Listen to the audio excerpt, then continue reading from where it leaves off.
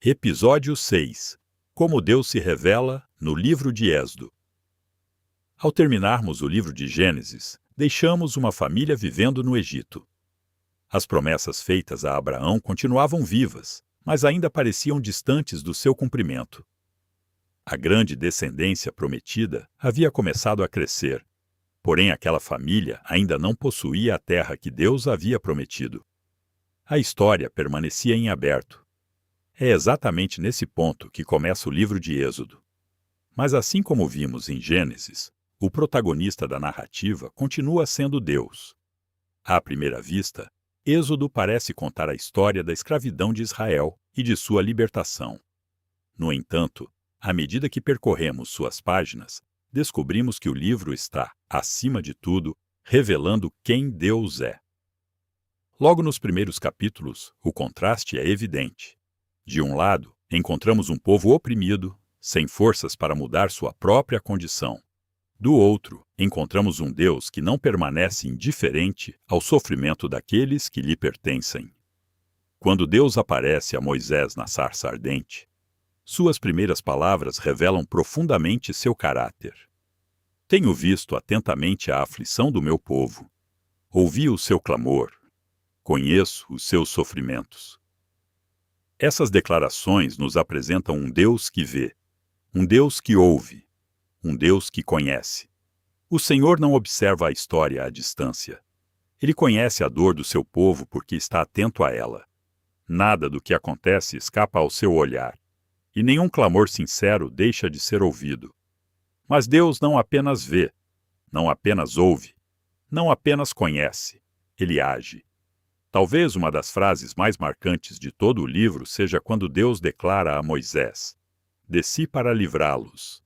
Essa afirmação muda completamente a maneira como entendemos Êxodo. O Deus das Escrituras não é um espectador da história. Ele toma a iniciativa. Ele entra na realidade humana para cumprir seus propósitos e demonstrar sua fidelidade. Essa fidelidade não nasce naquele momento. Ela vem das promessas feitas séculos antes a Abraão, Isaque e Jacó. Quando Deus chama Moisés, apresenta-se como o Deus de Abraão, o Deus de Isaque e o Deus de Jacó. Com isso, lembra que sua atuação na história nunca é isolada. O Senhor permanece fiel àquilo que prometeu, mesmo quando gerações inteiras já passaram. Em seguida, acontece um dos momentos mais extraordinários de toda a revelação bíblica. Moisés pergunta qual é o nome daquele que o envia. A resposta de Deus é simples e, ao mesmo tempo, inesgotável. Eu sou o que sou. Ao revelar seu nome, Deus não está apenas oferecendo uma forma de ser identificado. Está revelando algo sobre sua própria natureza. Ele é o Deus que existe por si mesmo. Não depende de ninguém para viver. Não recebe sua identidade da criação. Não muda com o passar do tempo. É o mesmo Deus que era antes de todas as coisas e que continuará sendo para sempre. Ao longo de toda a Bíblia, esse nome continuará ecoando como uma lembrança da constância e da fidelidade de Deus. Por isso, antes mesmo das pragas, da Páscoa ou da travessia do Mar Vermelho, Êxodo já nos apresenta uma das suas maiores revelações. O Deus que fez promessas em Gênesis continua presente. Ele vê, ele ouve, ele conhece, e no tempo determinado por sua sabedoria, entra na história para cumprir aquilo que prometeu. Assim, o início de Êxodo nos convida a contemplar um Deus que não abandona seu povo nem esquece suas promessas. Um Deus que permanece o mesmo através das gerações e cuja fidelidade move toda a história da redenção. Depois de revelar seu nome a Moisés, Deus começa a agir de maneira poderosa na história. A partir desse momento, o livro de Êxodo deixa claro que a libertação de Israel não será resultado da força humana, da habilidade de um líder ou de circunstâncias favoráveis. Será a obra do próprio Deus. O faraó representava o maior poder político de seu tempo. Aos olhos humanos, parecia impossível que um povo de escravos fosse libertado. Mas Êxodo nos mostra que nenhum império pode frustrar os propósitos do Senhor. As pragas enviadas sobre o Egito não são apenas demonstrações de poder. Elas revelam quem Deus é. Ao longo de cada uma delas, o Senhor mostra que governa sobre toda a criação. As águas, a terra, os animais, o clima, a luz e a própria vida permanecem sob seu domínio. Aquilo que o Egito tratava como absoluto revela-se incapaz de resistir ao Deus que criou todas as coisas. Ao mesmo tempo, as pragas revelam a justiça de Deus. O Senhor não é indiferente ao pecado, à opressão e à arrogância humana. O julgamento sobre o Egito mostra que Deus leva a sério a maldade e que nenhum poder deste mundo está acima de sua autoridade. Mas a justiça nunca aparece isolada de sua misericórdia. No centro da narrativa, encontramos a instituição da Páscoa. Enquanto o juízo alcança a terra, Deus providencia um meio para que seu povo seja preservado. Um cordeiro é sacrificado, e seu sangue é colocado nos umbrais das portas. Naquela noite, a salvação não depende da força de Israel, nem de seus méritos. Depende exclusivamente da provisão feita por Deus. Esse momento se tornaria uma das imagens mais profundas de toda a história bíblica. Séculos depois, João Batista apontaria para Jesus e diria: Eis o Cordeiro de Deus, que tira o pecado do mundo. Assim, já em Êxodo, Deus começa a revelar que a redenção sempre acontece por iniciativa sua. Antes mesmo que compreendamos plenamente a cruz, a Páscoa prepara nossos olhos para Cristo. Depois da saída do Egito, outro acontecimento inesquecível marca a caminhada de Israel: a travessia do Mar Vermelho. Mais uma vez, o foco não está na coragem do povo, mas na ação de Deus. Diante do mar, Israel estava sem saída. Atrás deles vinha o exército egípcio. Humanamente, não havia esperança. Então Deus abre um caminho onde não existia caminho. A travessia do mar revela que o Senhor é soberano, até mesmo sobre aquilo que parece impossível aos olhos humanos. O mesmo Deus que, em Gênesis, separou as águas para formar a terra seca, agora separa as águas novamente para conduzir seu povo em segurança. Ao atravessar o mar, Israel compreende que sua libertação não foi conquistada por suas próprias mãos. Foi um ato da graça e do poder de Deus. Por isso, logo após a travessia, o povo canta. O cântico de Moisés não exalta a coragem de Israel, nem a liderança de Moisés. Toda a glória pertence ao Senhor. O Senhor é a minha força e o meu cântico. Ele se tornou a minha salvação. Essa talvez seja a principal revelação desta parte do livro. O Deus de Êxodo é poderoso para salvar. Ele vence aquilo que o ser humano jamais poderia vencer por si mesmo. Sua justiça confronta o mal. Sua misericórdia preserva seu povo. Sua fidelidade cumpre cada promessa. E sua salvação nasce inteiramente de sua graça. Ao final dessa grande libertação, poderíamos imaginar que a história chegou ao seu objetivo. O povo foi resgatado, a escravidão ficou para trás e uma nova caminhada começou.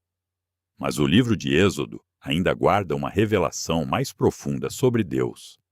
A jornada pelo deserto mostrará que libertar Israel era apenas o início de algo muito maior.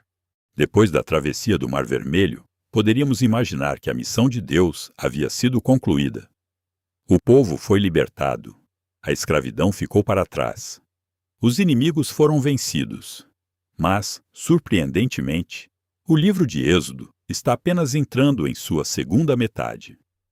Essa mudança nos convida a fazer uma pergunta importante.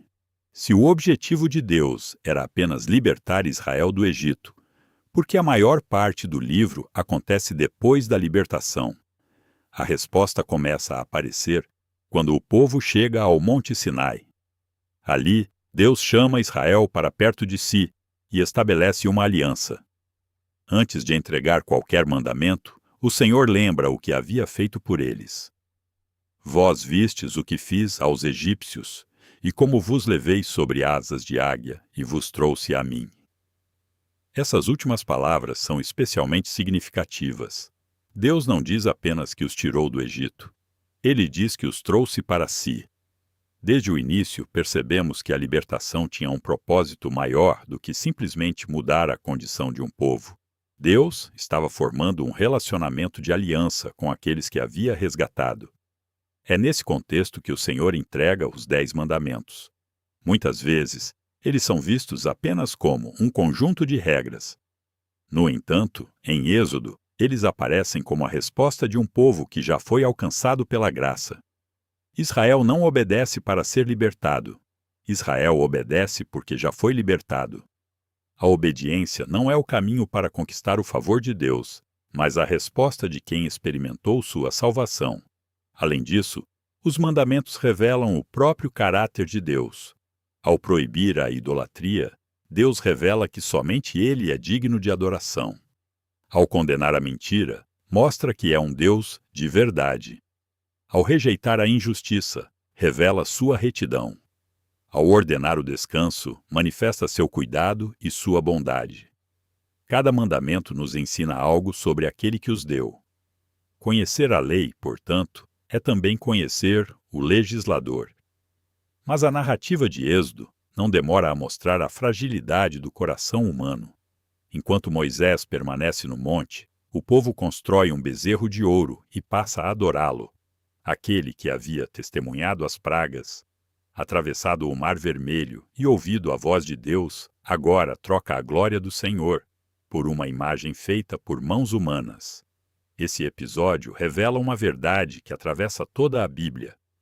O maior problema de Israel nunca foi apenas a escravidão no Egito. Era a escravidão do coração. O pecado continuava presente, mesmo depois da libertação.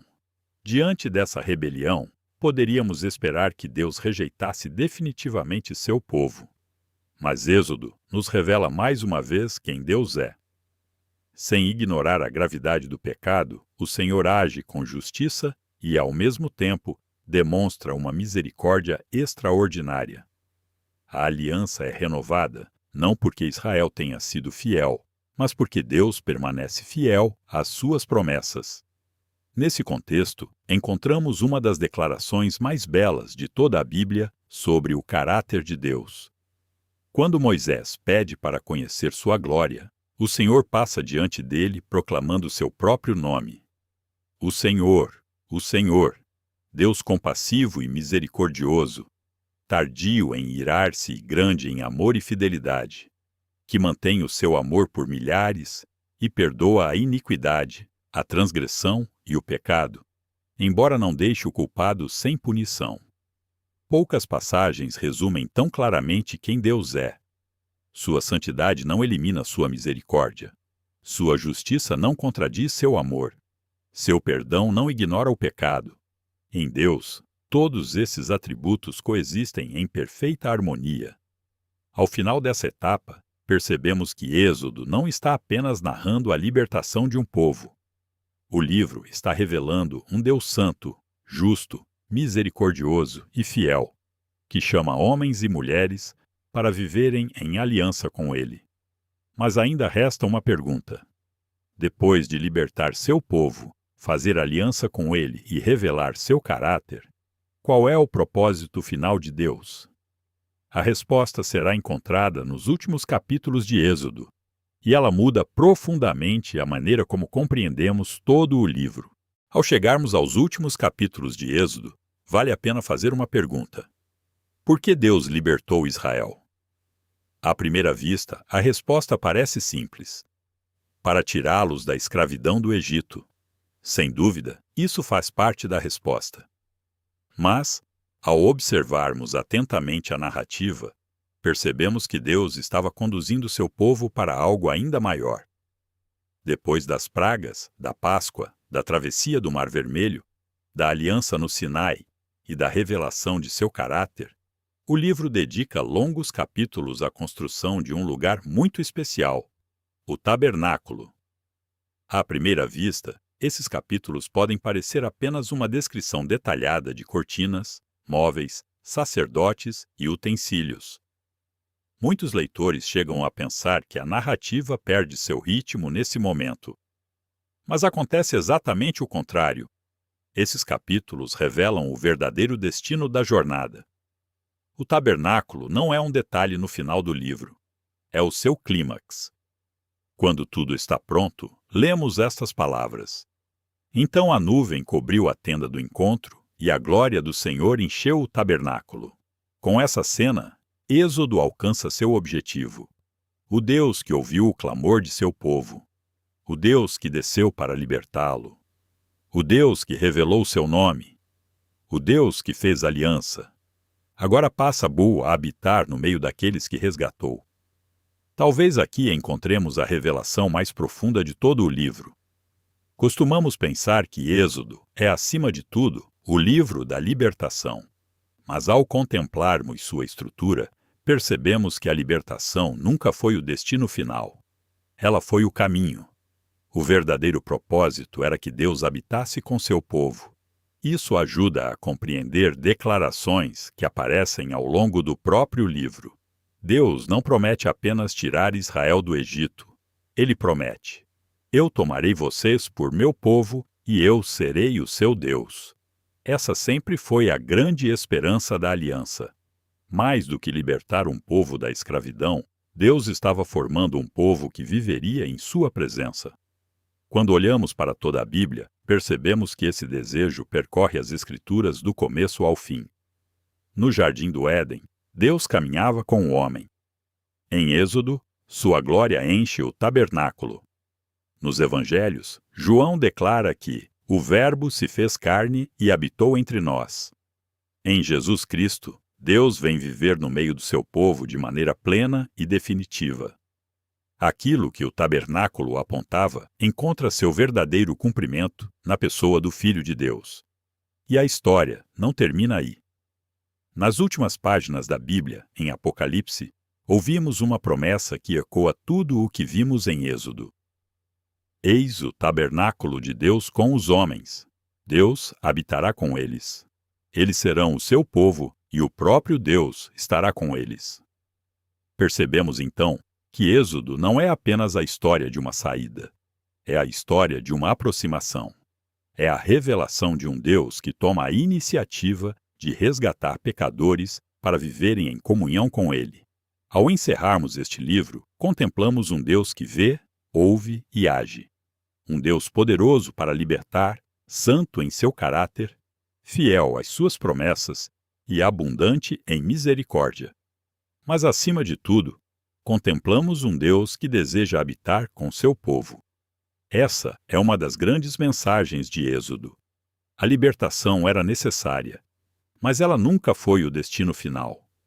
O destino sempre foi a presença de Deus.